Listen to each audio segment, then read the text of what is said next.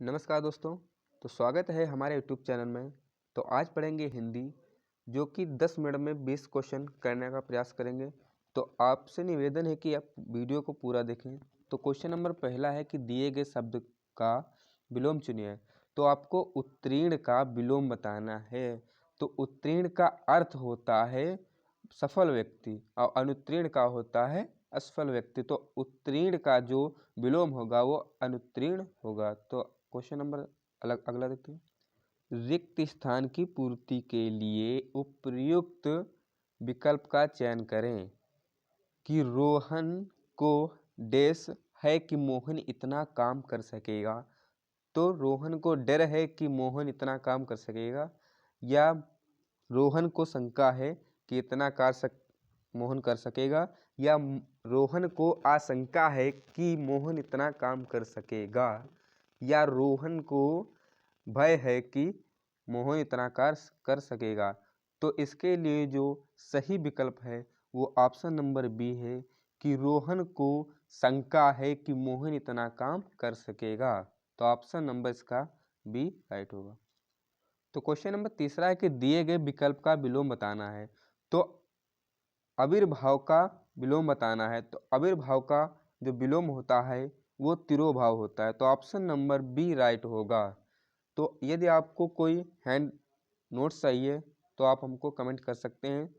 तो question number 4 है कि दिए गए वाक्य में रेखांकित खंड को प्रतिस्थापित करने के लिए सबसे प्रयुक्त विकल्प का चयन कीजिए कि इटली की राजधानी रोम की जगह दिल्ली भी कई बार उजड़ा और बिसरा गया है। तो क्या है?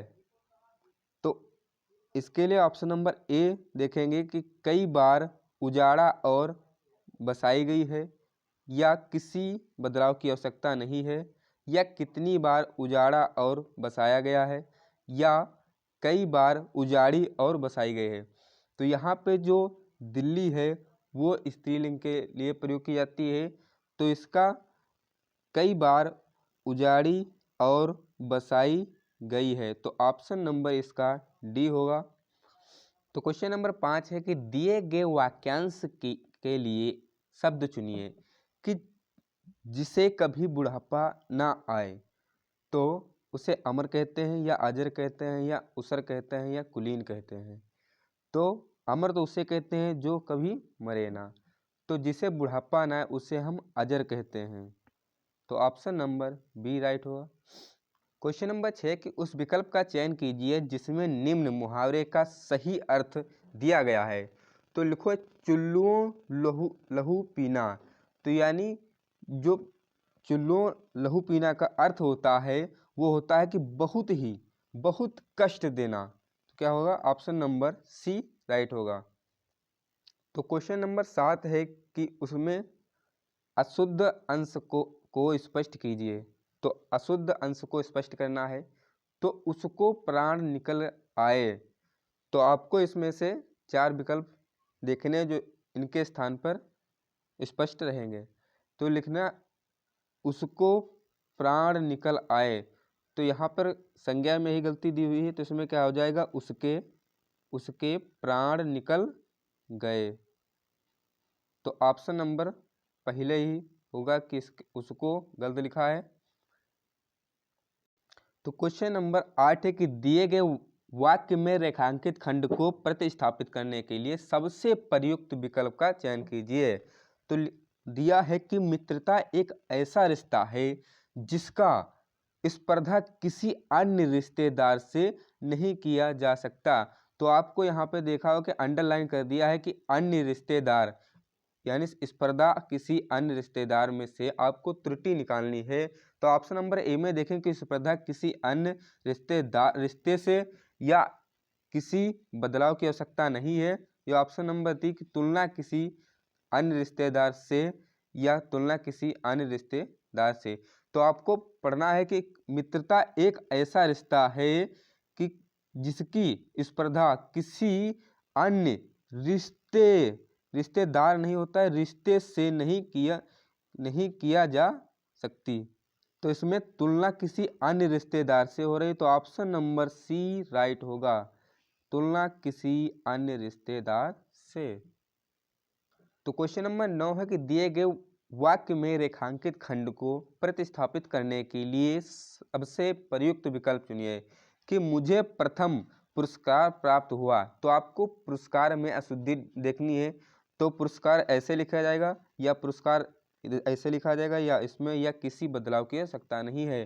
तो आपको इसमें देखना है कि मुझे प्रथम पुरस्कार, तो यहाँ पे जो पुरस्कार है वो सही तरीके से लिखा है, तो इसमें क्या ऑप्शन नंबर डी राइट होगा कि इसमें किसी बदलाव की आवश्यकता नहीं है। तो क्वेश्चन नंबर अगला देखते हैं। तो क्वेश्चन नंबर 10 है कि दिए गए वाक्यांश के लिए शब्द चुनिए जिस पर विश्वास किया जा सके।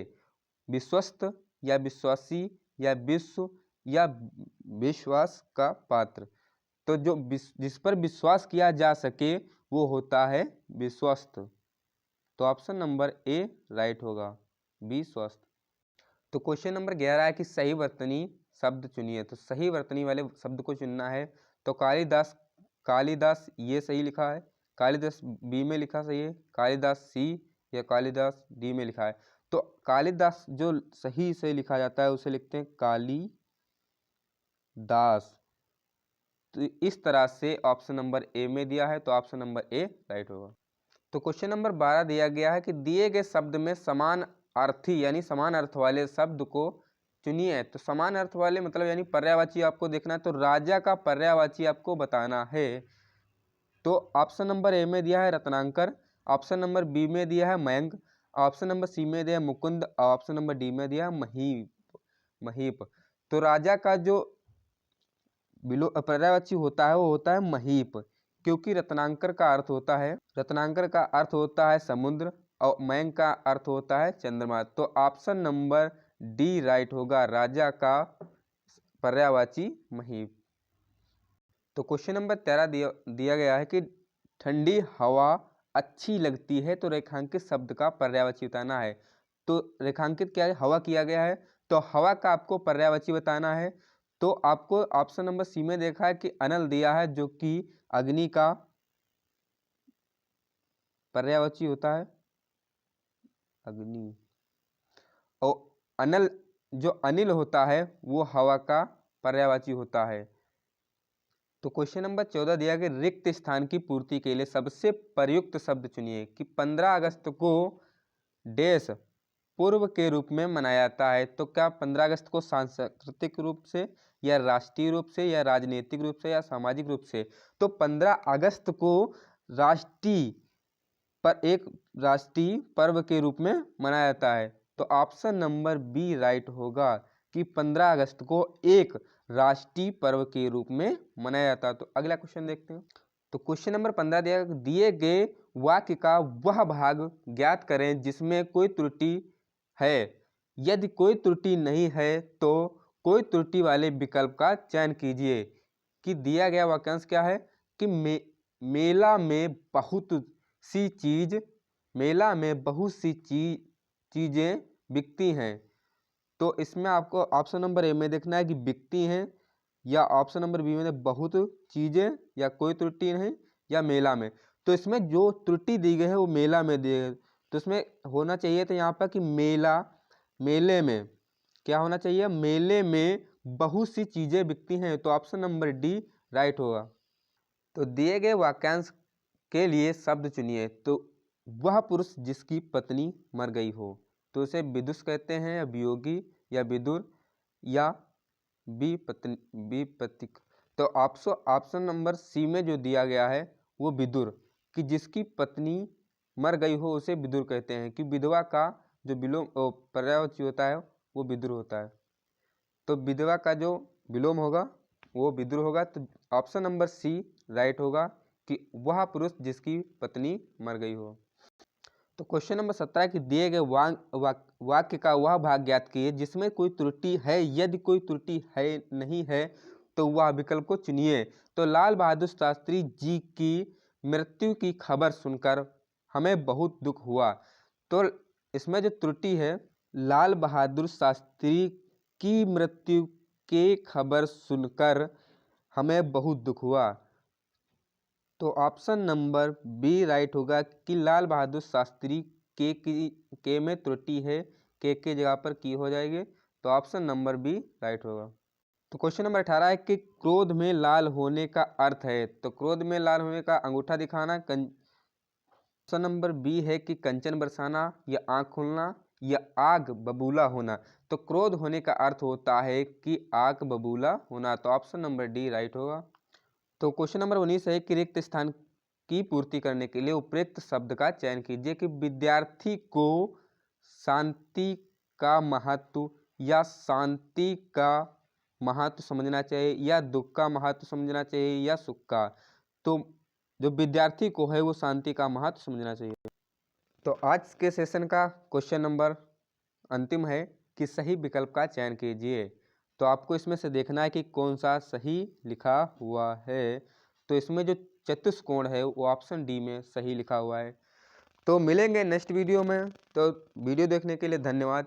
यदि आपको कोई भी नोट्स या कुछ अन्य चीज़ें चाहिए तो आपको डिस्क्रिप्शन में हमारा व्हाट्सएप नंबर मिल जाएगा, उस पर आप हमें कमेंट कर सकते हैं। तो वीडियो देखने के लिए धन्यवाद।